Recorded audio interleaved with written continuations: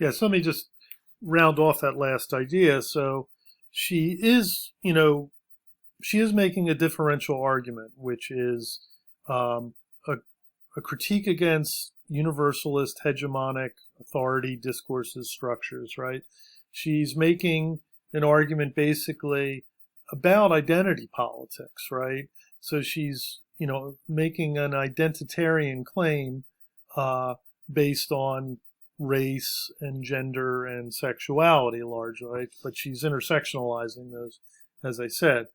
But instead of just trying to carve out a place for her own group, her own identity within this sort of universalist structure, sort of a libertarian idea, she is rather saying this new realm, this that she's carving out, can is can be useful for everyone. Everyone, can join into it, and in fact, it's probably a better way to live. Okay, it's a better way to be a human being, and so there she's being somewhat even more radical or revolutionary or even utopian in sort of suggesting that. So you don't really see that in Du Bois as much. Okay, so our discussion will concentrate largely on Anzaldua's ideas of language and multilingualism. So she talks about a lot of other things, like I said, history, culture, right, all these other types of things. I'll sort of go over that when I get to the actual text.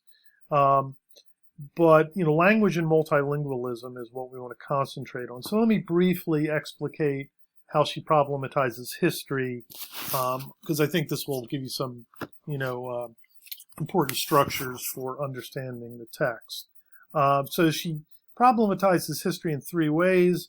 She looks at history through an indigenous view, through a Latinx view, and through a feminist view. Okay, so in the annotated version here, I do have, I've added sort of notes, sort of historical notes to the text along with my annotation. So I have a couple maps here.